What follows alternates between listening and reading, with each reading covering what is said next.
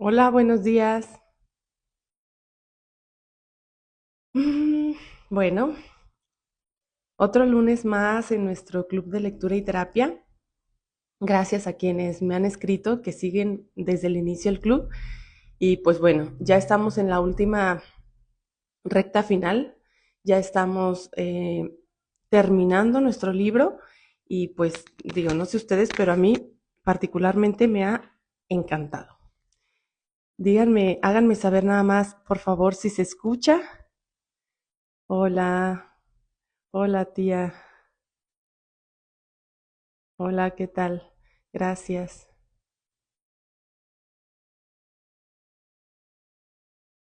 ¿Se escucha? ¿Me escuchan? ¿Me escuchan bien? Antes de que empiece a hablar. Muchas gracias, Julieta.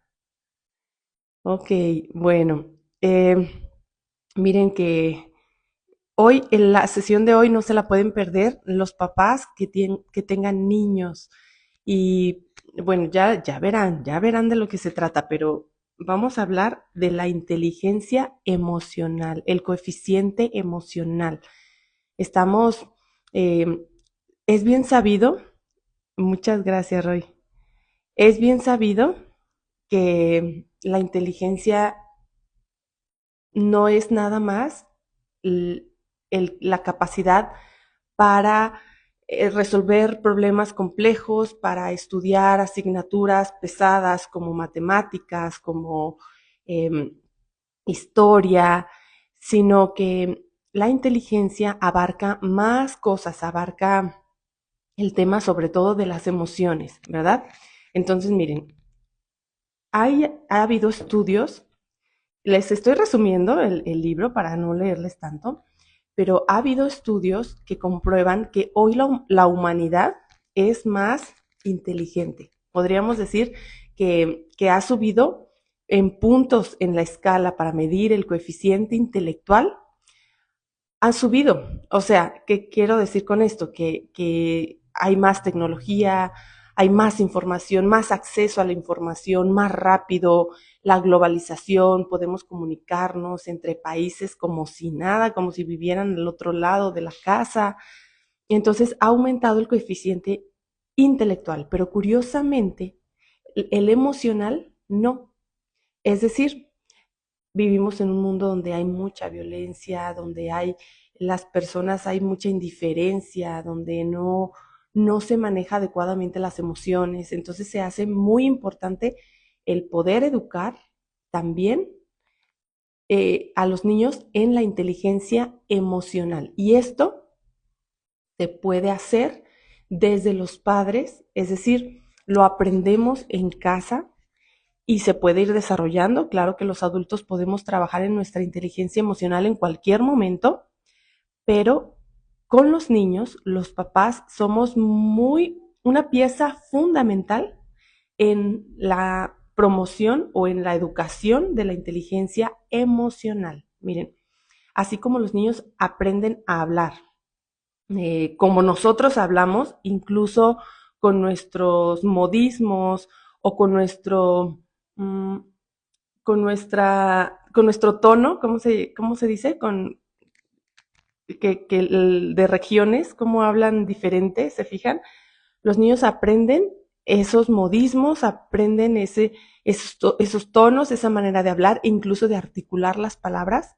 Entonces podemos asegurar que ellos también aprenden a hablar el idioma emocional que nosotros hablamos, el cómo nosotros nos enojamos, el cómo resolvemos o no resolvemos, o somos reactivos o somos impulsivos, o manejamos bien o mal nuestras emociones, eso lo aprenden también los niños. Entonces, es como muy importante el que nos hagamos conscientes de esto, porque, bueno, eso que nos molesta o que muchas veces a lo mejor vimos en casa que nos molestaba y que nosotros como papás luego replicamos, poco lo vemos en nuestros hijos. Y esto no es casualidad. Nos imitan en todo, ciertamente sí. Entonces, lo emocional no es una excepción. Entonces, la manera en que nosotros tengamos inteligencia emocional también los afecta a ellos. Si no tengo inteligencia emocional, obviamente me va a ser más difícil educar en inteligencia emocional, va a ser más difícil que mis hijos tengan inteligencia emocional o van a tener más complicaciones al trabajarla, ¿verdad? Bueno, entonces vamos a hablar el día de hoy de esto. Aquí tengo ya mis apuntes. Bueno, quiero que los vean porque yo estoy súper aplicada, no crean que no. Miren, vean mis apuntes.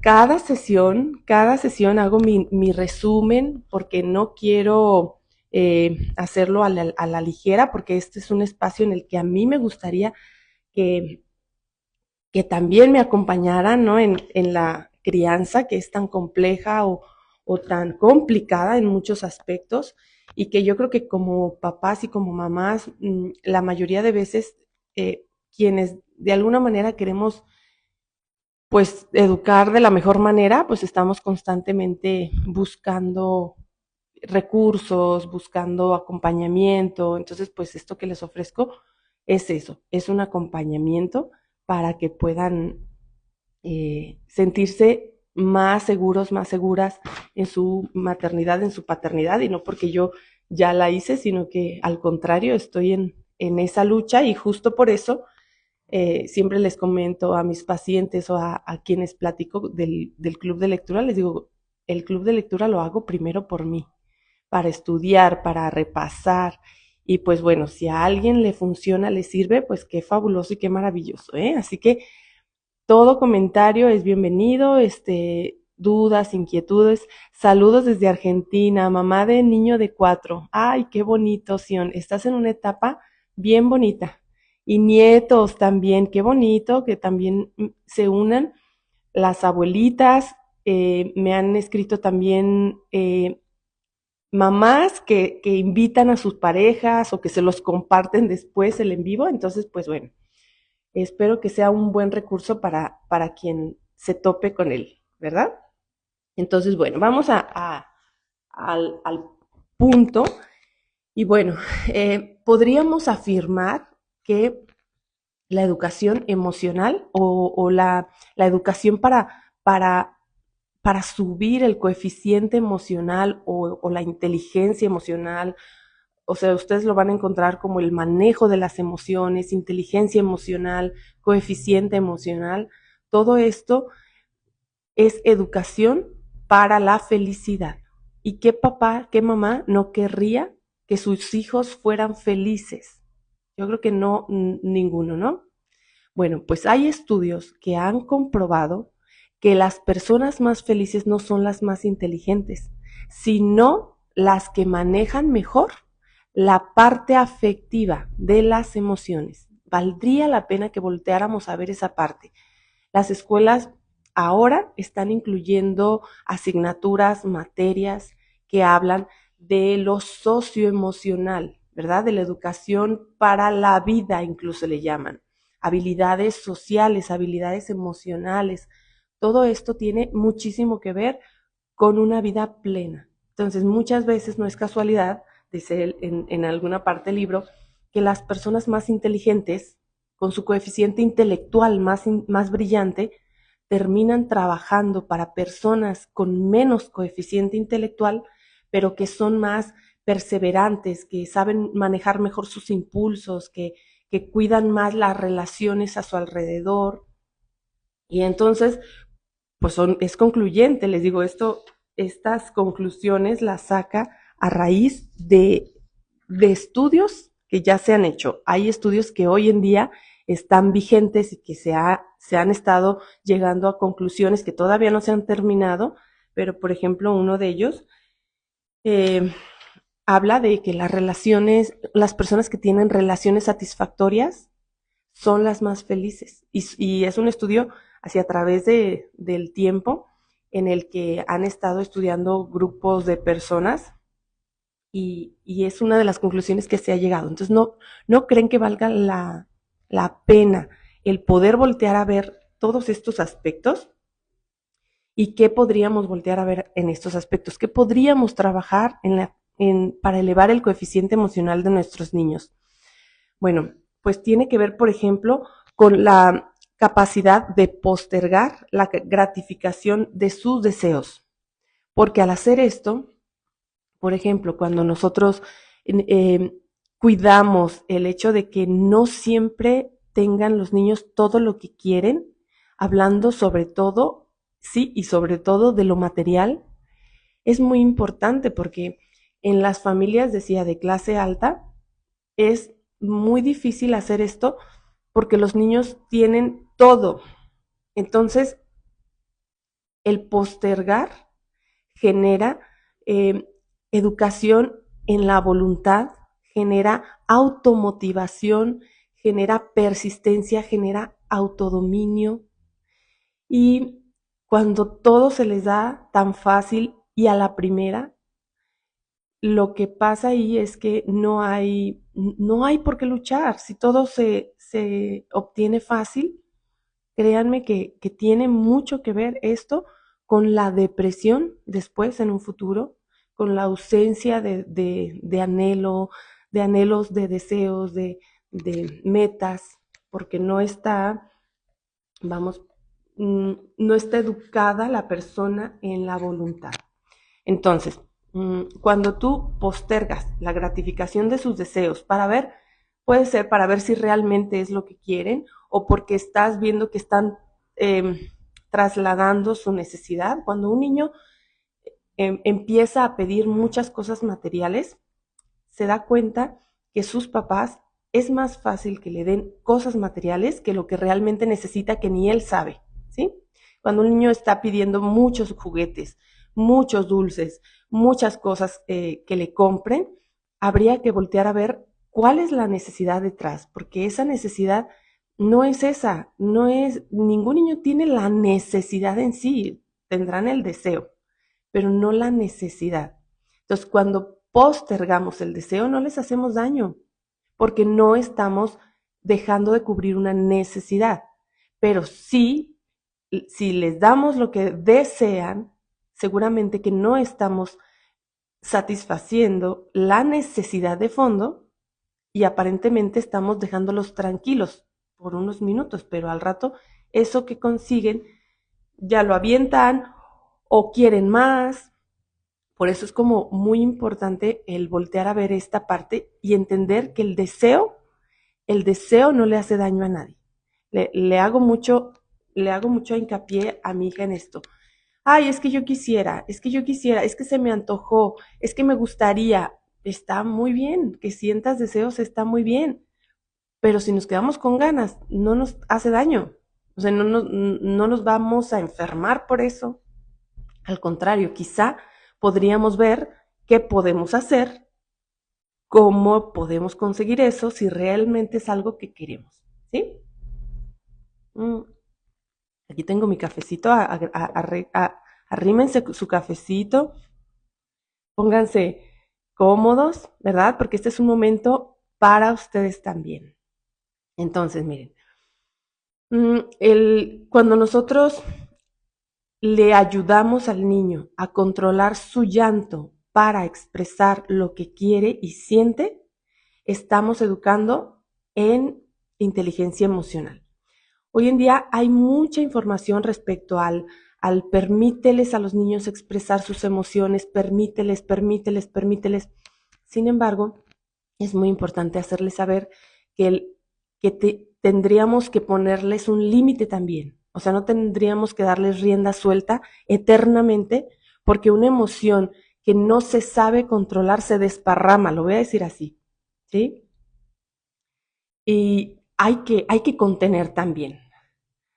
Dice Sion, al lograr su objetivo a corto plazo, esa felicidad les dura poco, pasa cada vez menos. Así es, así es. Y estamos más bien como abonando, fíjate, a otras cosas que no queremos, o sea, como a la inmediatez, al placer inmediato. La felicidad no es eso. La felicidad es como, tiene que ver con el proceso, tiene que ver con el hacerte consciente de lo bueno que tienes en el camino, ¿verdad? Porque muchas veces creemos que la felicidad es un destino y no, es un camino, es como lo que tenemos en el camino, lo que vamos consiguiendo en el camino, los logros. Oye, por todo este tiempo he luchado por esto. Por eso a veces que cuando lucho mucho tiempo por algo y lo consigo, a veces viene una sensación de vacío, como de, "¡Ah! ¿Y ahora qué? ¿Y ahora para dónde?" Digo, no sé, por ejemplo, cuando se termina la carrera, o cuando la persona se casa, o cuando logra algo importante en su vida, muchas veces hay ¿y ahora? Como, ¿y ahora para dónde? No necesariamente negativo, pero sí es como una especie de crisis. Entonces, les decía respecto a las emociones que sí es importante controlarlas, es importante controlarlas, no es reprimirlas, hay que hacer una distinción ahí como muy importante, porque muchas veces somos como de todo o nada. Entonces le permito o no le permito. O entonces sí, pero ¿hasta cuándo? ¿Sí? Es importante que entiendan que, que la emoción hay que permitir todas las emociones, expresarlas, pero también hay que contenerlas, ¿ok? Llora, desahógate, o sea, lo voy a hablar así como si te lo dijera en consulta, ¿no? Llora, desahógate, saca todo lo que traigas dentro, esa opresión en el pecho, está bien, llóralo, llóralo, lo necesitas hacer. Y una vez que lo llores, háblame de ello, explícame qué pasó, qué te viene en la mente, cómo te sientes. Porque, fíjense, desde la neurociencia vamos a hablar de la biología, lo que pasa en nuestro cerebro por dentro. Vamos pensando que nuestro cerebro, cuando pasa algo, cuando nos pasa algo, tiene dos caminos. O el camino racional, de la razón, el neocórtex, o el camino emocional, que es el sistema límbico. Nosotros tenemos dos maneras de responder. Cuando nosotros no entrenamos la inteligencia emocional, se conecta inmediatamente con el sistema límbico. Entonces, si tenemos, por ejemplo, una amígdala, que es como quien nos da la alarma de que algo está pasando afuera y se prende, o sea, imagínense que es como una alarma que dice, algo está pasando, entonces todo el mundo entra en pánico en nuestro interior, vamos pensándolo así. Pues el entrenar la inteligencia emocional es buscar que se activen más pronto el camino de la racionalización y que no dejemos a las emociones a cargo, ¿sí? Que se tome el volante desde la racionalización y no desde la emoción. Entonces, cuando nosotros ayudamos a un niño a controlar su llanto, a ver, desahógate, llóralo, si quieres, llóralo. Ok, listo, o sea, ¿cuánto es? Pues tú lo vas a saber, ¿sí? Que se desahogue y luego, a ver, ahora cálmate, trata de tranquilizarte, que también es otra de los puntos a trabajar en la inteligencia emocional, es la parte del autocontrol. Ok, respira tranquilo, tranquila, cálmate para que me puedas explicar qué fue lo que pasó, para que me puedas decir qué es lo que te pasa. Y eso lo que hace es que obligamos al cerebro a conectar con el área racional y desconectar un poquito del área emocional, ¿sí? Bueno, entonces cuando nosotros, por ejemplo, en un momento en el que el niño o la niña está completamente descontrolado porque a lo mejor está haciendo algún berrinche o porque a lo mejor está en una reacción como muy desmedida, el no querer parar, el no querer intervenir, el no querer que se calle, sino como dar ese tiempo, aunque, aunque muchas veces como adultos nos importe luego lo que van a estar pensando, lo que van a estar diciendo, porque a nadie nos gusta que nuestro niño o nuestra niña estalle en un berrinche en público, ¿no? O sea, yo no podría decir que hay alguien que diga, a mí me encanta que suelte el grito enfrente de todos y que se tire al suelo y así. Generalmente eso es algo que por lo general nos angustia a todos y que la primera reacción de todo papá y de toda mamá es cállate, cállate, contrólate, no, no, no, no, no, no, no, como recoger, digamos, ¿no? La respiración es una herramienta muy útil para autorregularnos. Exactamente, exactamente es una de las herramientas que podemos buscar en este entrenamiento de la inteligencia emocional. Fíjense, el controlar su llanto a través de la respiración o el simplemente darles tiempo. Fíjense, es que aquí quiero hacer hincapié, más allá de una técnica, el dar ese tiempo. Sí o no, cuando la persona está muy alterada, es muy complicado que cuando alguien quiere como intervenir, a veces es como dame espacio, dame chance tantito. O sea, porque está la emoción tan fuerte que es como que si necesitara a lo mejor como procesarla, como vivirla, digamos, ¿no? Y cuando digo tiempo, no se trata de decir tiempo en, en, en soledad. O sea, yo puedo estar presente, pero no estar interviniendo. Entiendo que esto está muy fuerte. Y a lo mejor le tomo de la mano y a lo mejor estoy ahí presente. Esto es muy difícil, es muy complicado. La primera reacción de todo papá y todo mamá es cállate, es levántate, es vámonos, es compórtate. Y esto es un poco en contra. Digo, tampoco es como se va a tardar esto 15 minutos, pero sí estate consciente de que hay un momento en el que necesita como tronar la bomba. Podemos decir que los desbordes emocionales, los berrinches, como llamamos acá en México, son inevitables una vez que se desencadena. O sea, ya se desencadenó, o sea, ya no puedo recogerlo, no puedo como rebobinar, no puedo atorar, ¿no? O sea, transita.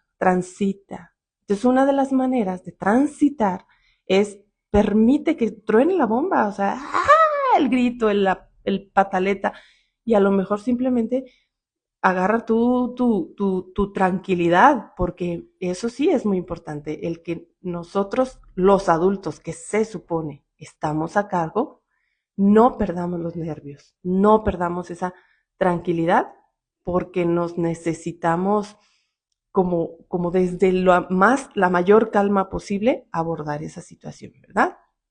Bueno, no me quiero entretener mucho en esto porque no es el tema de berrinches como tal, pero miren, el enseñar a vencer los temores, el impulsar a vencer los temores, lo que hacemos es que los niños aprenden a dominar su amígdala, que les decía que es como la alarma interna, para ser más adaptables, más valientes y más racionales para autocontrolarse. Que en casa, por ejemplo, haya reglas para colaborar, que haya reglas para limpiar su cuarto, para recoger sus juguetes, para ayudar a algo de la casa, de la familia, lo que estás haciendo es generar empatía, consideración, compasión hacia el otro, altruismo, consideración, y eso es otro elemento de la inteligencia emocional.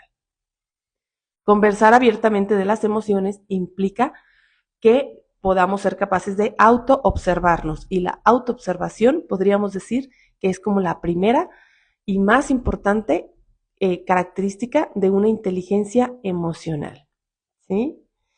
Cada niño reacciona diferente. Algunos necesitan contención corporal y otros no quieren ni que se les acerque. Así es. Y ahora sí que en la medida en que nosotros conocemos a nuestros niños, pues vamos a saber cuál es la estrategia más adecuada en ese momento de crisis, ¿verdad? Yo siempre les digo, el libro puede decir muchas cosas, la psicóloga puede decir muchas cosas, pero al final tú tienes que conectar con tu intuición, tienes que conectar con tu intuición y con tu hijo y con tu hija.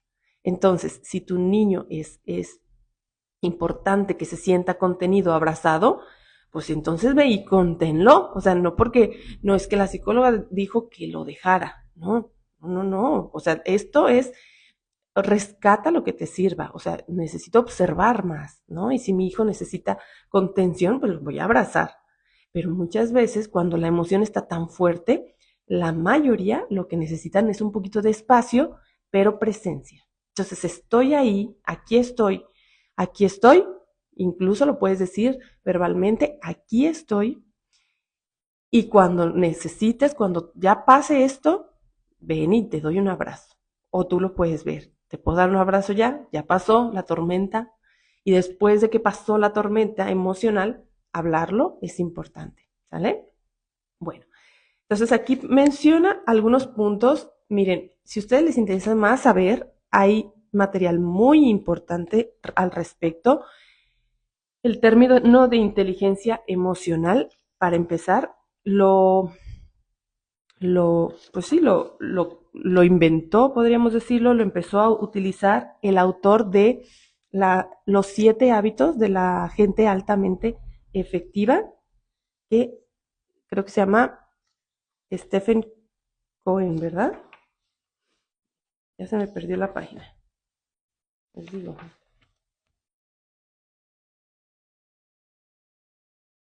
Mm,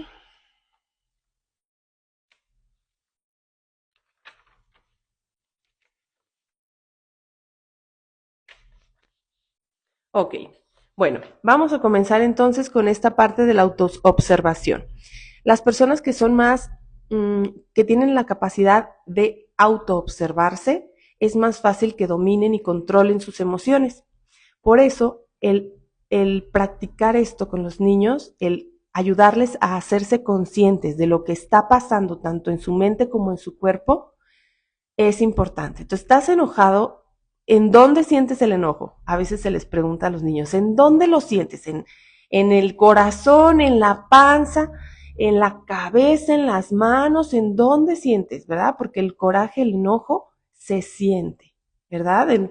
La persona empieza a lo mejor a ponerse roja o el corazón empieza a latir muchísimo más rápido. Las manos empiezan a sentirse a lo mejor calientes, o la cara, o la respiración empieza a ser como más acelerada. Entonces, cuando nos hacemos conscientes de esto, es más fácil manejarla. Cuando llega el enojo, fíjense cómo muchas veces cuando estamos enojados, a veces somos los últimos en darnos cuenta de eso. O sea, a veces los demás ya se dieron cuenta por nuestra expresión corporal, por nuestro lenguaje no verbal, el tono de voz ya salió muy enojado. Y entonces a veces es como, ¿estás enojado? ¡No! Pues avísale a tu cara, porque todo el lenguaje no verbal ya nos delató. Entonces, la autoobservación es la capacidad de registrar, estoy enojada.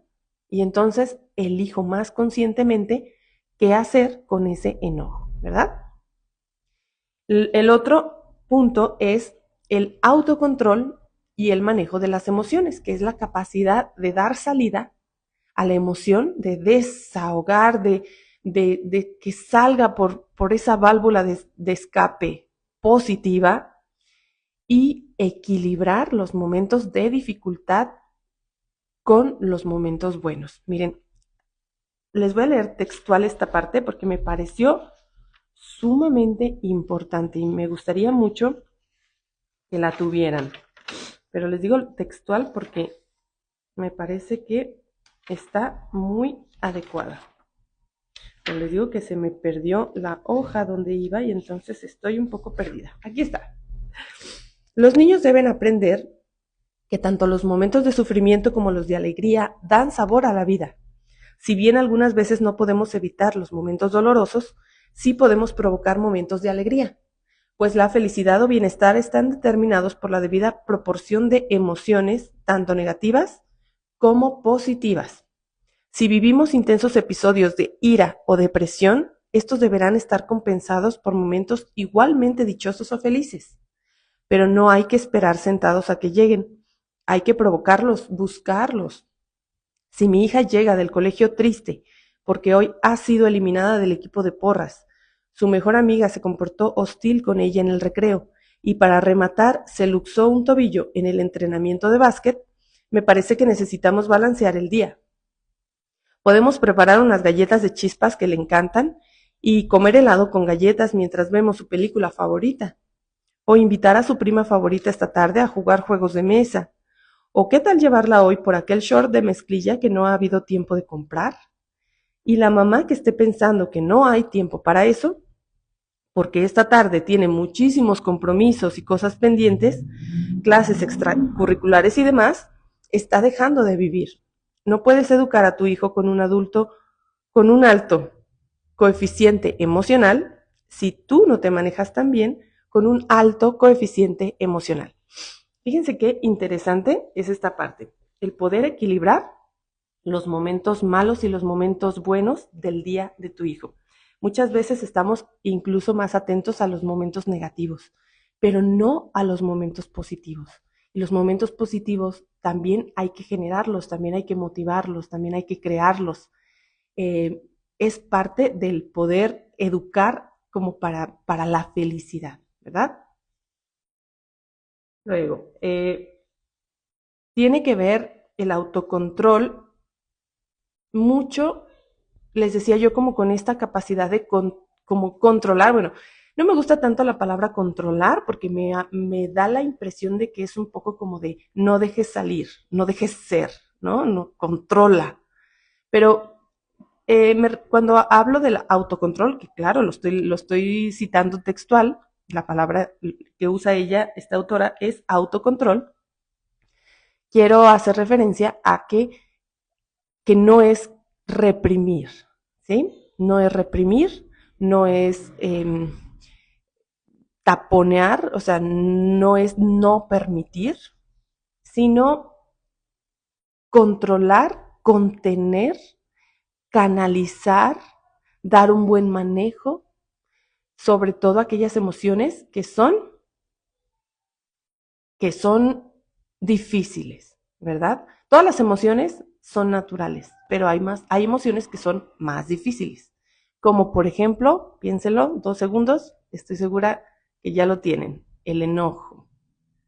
El enojo, la ira, ¿se fijan? El enojo y la ira son las emociones. El enojo, la ira es lo mismo, es una de las emociones más complicadas. La tristeza es otra de las emociones complicadas, ¿verdad? Entonces vamos a ver cómo podemos buscar ese autocontrol y esa manera de manejar tanto la ira como la tristeza. Cuando ante la ira, por ejemplo, una de las estrategias que propone la autora es el desafiar las creencias.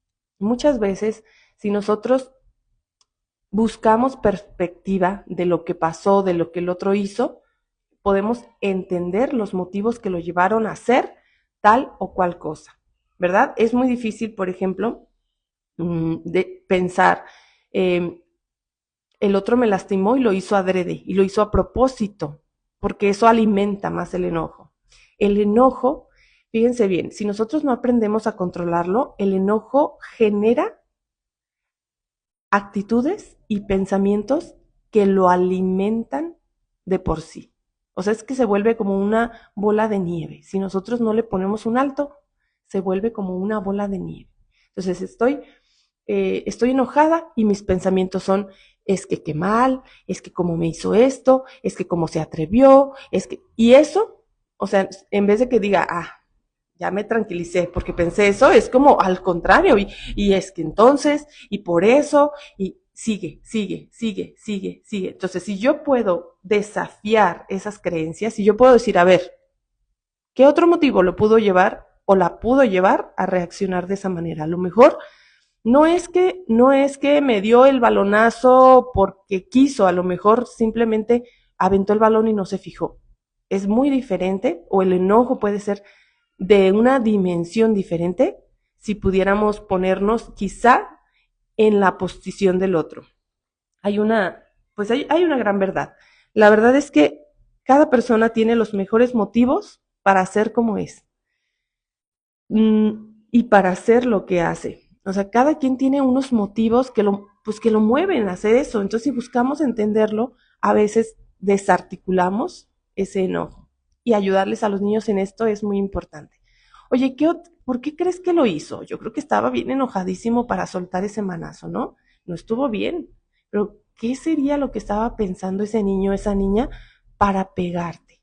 Y eso hace que podamos como abrir más la mente, ¿sí? Y dejar de voltear a ver solo nuestro enojo, nuestro dolor, para poder entender lo que lo llevó al otro. Es muy diferente recibir una ofensa de otro porque no se fijó que porque lo hizo adrede. Y saben que la mayoría de las veces las personas ofendemos más sin querer que porque seamos malos, o sea, que es más como por ignorancia que por que porque realmente tengamos un plan para aprovecharnos del otro, ¿no? No tomarlo a personal he aprendido un poco tarde. No, pues yo creo que mientras haya vida no es tarde, ¿eh? Bueno, entonces miren, desafiar las creencias es como cuestiona y ayúdales a tus niños a cuestionar por qué están enojados. A ver, ¿te enojaste por esto? ¿Es en serio? Pero sin minimizarlo, no se trata de minimizarlo, pero sí como de racionalizarlo un poquito y de entender, ay, a lo mejor estoy exagerando, ¿verdad? Eh, dice que tiene que ver con enseñar a los niños a replantearse la versión que les produce furia. Dice, podemos demostrarles que algunas veces es solo su creencia y no el hecho en sí el que dispara su ira. Y si su creencia es incorrecta, podemos cambiarla. Cuando una creencia nos hace sufrir, hay que cambiarla. ¿Sale? Otra, controlar los síntomas físicos. Ya lo decía ahorita, hace un momentito alguien. Controlar los síntomas físicos, ahí puede entrar el tema de la relajación, la respiración, el tranquilizar nuestro cuerpo. Si ya dijimos, el enojo, por ejemplo, se siente en el cuerpo, se siente en la cabeza, se siente en el corazón que palpita muchísimo, la respiración. Bueno, pues controlar los síntomas físicos es respira, tranquilízate, ¿verdad? Siéntate o camina, ¿verdad? A veces es difícil que el enojo podamos como ponernos en paz, a lo mejor necesitamos activarnos, pero en un buen sentido. Tenía una pacientita que decía, pues cuando estoy enojada me voy al jardín y corto ahí toda la hierba que no le sirve y toda la maleza y todo el pasto ese. Y vieras qué bonito. Entonces ya está obteniendo frutos de su propio enojo, ¿verdad? A lo mejor es cuando más caso le hacía a su jardín. Entonces, controlar los síntomas físicos es hacer algo con lo que sientes, con esa energía que se siente en el cuerpo. Utilizar, aquí menciona esta técnica del semáforo preventivo, que tiene que ver, por ejemplo, con la luz roja. Ante un enojo muy fuerte es luz roja, detente. O sea, como antes de que tú hagas nada, antes de que tú digas nada o reacciones de alguna manera, detente, detente, rojo. Y luego la luz amarilla es piensa. Y ahí obligamos al cerebro a conectar con esas áreas racionales que nos van a permitir dar respuestas y no reacciones, ¿sí? Que es diferente. Una reacción es, me pegas, te pego, rápido. O sea, me empujas, te empujo. Me avientas algo, te lo aviento también. Esa es una reacción. Pero una respuesta es, me pegas. ¿Qué onda? ¿Por qué me pegaste? ¿Qué pasó? ¿Qué, qué traes? ¿Todo bien? ¿Sí? ¿Me doy a entender? Pienso, o sea, me diste un manazo, me duele, ¿qué onda? Y ahí es cuando, por ejemplo, en el caso de los niños reaccionan y nosotros tenemos que ayudarlos a conectar para que sean capaces de responder. A ver, ¿qué onda? ¿Por qué me pegaste? No, no, no me tienes que pegar, a mamá no se le pega. ¿Qué pasó? Seguramente estás muy enojado, muy enojada. Pero si yo me engancho y yo les suelto también un manazo, pues entonces ahí ya ya no es uno eh, quien está con un mal manejo de emociones, ¿verdad? Los niños son incapaces de que sepan manejar sus emociones. Eso es algo que tenemos que saber. No es posible que ellos sepan manejar sus emociones porque no, su cerebro no está maduro. Por eso el papel que hagamos como papás es muy importante porque les vamos enseñando, así como les enseñas tantas, muchas cosas, a hacerlas bien, hay que enseñar a manejar las emociones bien y de verdad que muchos papás no voltean a ver esta parte, ¿eh? Porque ellos mismos no la han trabajado nunca. Entonces también el día de hoy sí quiero invitarte a que trabajes tú con tus propias emociones, que si te hace Muy difícil, ya serían los dos berrinchudos, así es. Enseñar a manejar las emociones, qué importante, ¿verdad? Manejar tus emociones es algo que tienes sí o sí que hacer como papá y como mamá. Si eres mamá y papá, tienes que aprender a manejar tus emociones. Y si no, busca ayuda, ¿sale? Porque sí se puede. Pero es que nunca me enseñaron, pero es que nunca aprendí. Esa es una justificación que no es cierto, porque podemos aprender hoy, ¿verdad? Así como si hoy quisieras aprender una habilidad que no sabes, no sé, por ejemplo, pintura, por ejemplo, baile, por ejemplo, a tocar un instrumento, a cocinar, algo exótico, podrías aprender. ¿Que te va a costar trabajo? Pues sí. ¿Que porque estoy más grande me va a costar trabajo? Pues sí, porque las conexiones están más, vamos, como menos plasticidad en el cerebro, sí, pero el cerebro nunca jamás deja de aprender y esto ya está comprobado científicamente. Hasta que la persona se muere de grande, de edad, es capaz de aprender, ¿sale? ¿Y cómo actuar cuando un niño es muy malcriado y ya tiene 10 años? Lo digo, creo que quiero entender, por un sobrino. Mira, hay que empezar a enseñarle a manejar sus emociones y a lo mejor ese malcriado lo que está haciendo ver es que hay necesidades importantes que no se han satisfecho en el niño. Sobre todo me refiero a las necesidades emocionales, ¿verdad? A lo mejor atención, presencia, tiempo de calidad, validación. Hay niños que necesitan todavía más atención que el promedio, podríamos decirlo así. Entonces, un comportamiento negativo es una llamada de atención, es como un pedido de ayuda y no saber cómo pedirlo. Los niños se comunican a través de los malos comportamientos. Y cuando necesitan algo, por ejemplo, vamos pensando, de un bebé necesita algo y llora. ¿Por qué está llorando? Porque es su medio de comunicación. Y muchas veces los niños, ya sobre todo alrededor de los 10 años, han entendido quizá que a través del mal comportamiento es como obtienen la mirada o la atención de los adultos que los rodean. Eso es una manera equivocada de atraer la atención, ¿verdad? Porque ciertamente a un niño con un mal comportamiento se le da atención, pero es una atención negativa. O sea, es una atención para regañar, es una atención para corregir, es una atención para otra vez castigar. Entonces quizá tendríamos que ir más allá y entender que ese comportamiento habla de necesidades emocionales no satisfechas. Al niño le hace falta quizá que conecten más con él, para entenderlo, para saber qué necesitan.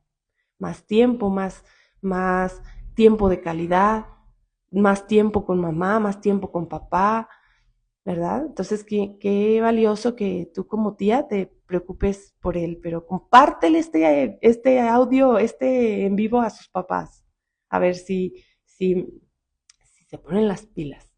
Nunca es tarde, nunca es tarde para educar en inteligencia emocional, ¿eh? Y nosotros como adultos tenemos que educarnos aún ahora en inteligencia emocional, a veces, muchas veces, de aspectos que no hemos trabajado nunca, ¿sale? La autoobservación, el diálogo interno, bueno, hay muchas cosas. Ay, híjole, estaría fabuloso que pudiéramos tener todo el tiempo para hablar de esto, ¿sale?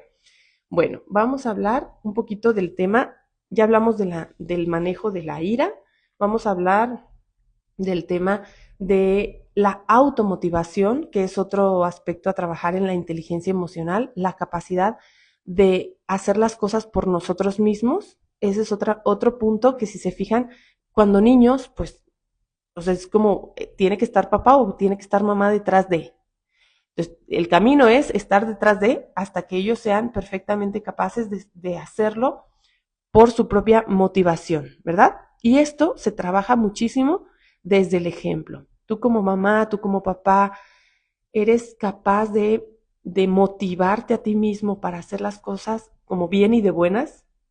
Eres capaz de tener entusiasmo en cosas que requieren esfuerzo o por lo general te estás quejando siempre o de tu trabajo o de los deberes o del cansancio. O sea, esa parte es importante que la hagamos consciente.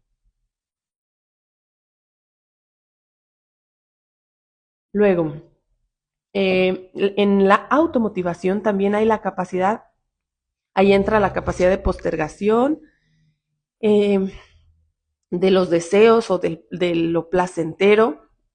Y luego el humor, fíjense, en la automotivación entra el tema del humor. ¿Ustedes sabían que el sentido del humor se cultiva también en casa? Es decir, qué tanto sentido del humor tienen en casa va a ser importante o va a ser un factor de aprendizaje para los niños.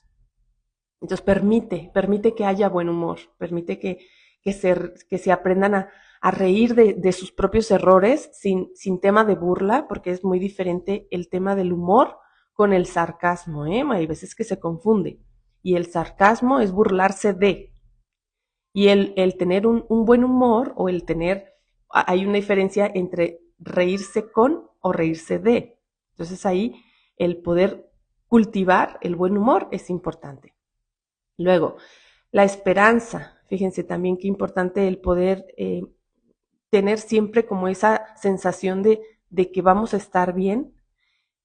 Desde papás, desde mamás, es marcar el paso del clima emocional en la familia. No se trata de que tú estés en un positivismo irreal, de todo va a salir bien, todo va a salir bien, todo va a salir bien.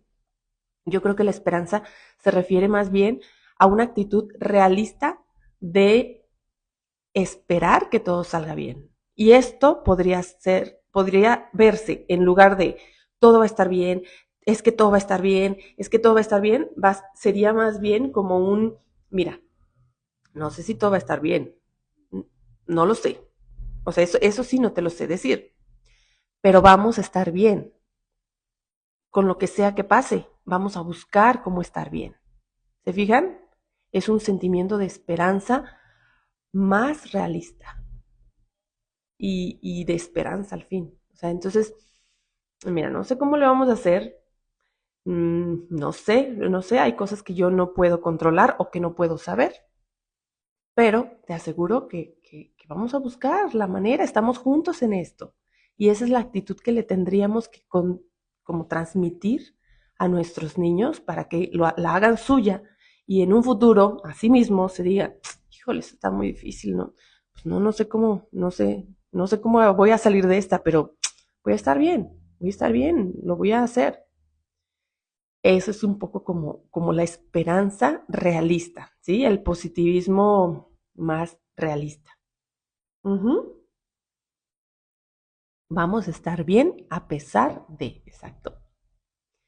Y luego, por ejemplo, el tema de la automotivación tiene que ver con poder conectar con lo que estamos haciendo desde un estado de flujo. Lo menciona la autora como flujo a esta atención relajada pero concentrada. O sea, por ejemplo, alguna vez que tu niño, que tu niña está jugando a algo de manera espontánea, pero está súper concentrado, súper concentrada. Ese es un estado en el que no se siente presionado, presionada por hacerlo, pero está tan concentrado y tan conectado que el hecho de estar ahí le da esa satisfacción. Bueno, ese estado, provocarlo más en tus niños en lugar de utilizar recompensas o castigos externos. ¿Vale? Eso también es como la invitación. Y luego, ay, ya casi nos vamos, ¿eh? Desarrollar la empatía. Y miren, yo creo que aquí me gustaría mucho englobar el tema de las habilidades sociales. Una persona inteligente emocionalmente tiene que ver con tener habilidades sociales. Tener habilidades sociales no significa ser el alma de la fiesta, ser persona que habla a las masas y líder y extrovertido, ¿no? ¿No? Tener habilidades sociales es tener la capacidad de relacionarse con los demás de maneras positivas. Con los niños la capacidad de hacer amigos, de externar lo que quieren, lo que sienten, de poner límites, de poder decir lo que piensan. Pues esto también se puede trabajar en la niñez.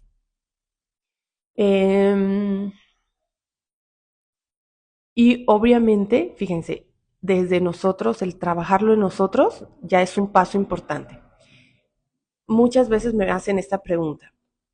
¿Yo tendría que trabajarlo primero para luego transmitirlo hacia mis hijos? Y la respuesta es no. No tienes que estar del otro lado, tienes que estar en la lucha, ¿vale? Porque estando en la lucha es como puedes inspirar a que los demás se sumen. ¿Sí? Que les decía al inicio que este club de lectura es primero por mí, porque estoy en la lucha, soy mamá de 2 niños y estoy en la lucha y estoy leyendo y estoy trabajando con familias que tienen niños y acompañando y todo esto. Pues yo no tengo el hecho, yo no tengo el cumplido el reto, ¿no? No superado el reto, ya lo sé todo, ¿no, hombre? Estoy en la lucha, entonces a través de esta lucha es que te invito a que te unas, que te sumes y que juntos, que juntas aprendamos en esto que es la maternidad tan compleja y tan complicada a veces. Bueno, entonces, para terminar, cuiden por favor de no caer en estos tres puntos respecto a la postura de los papás.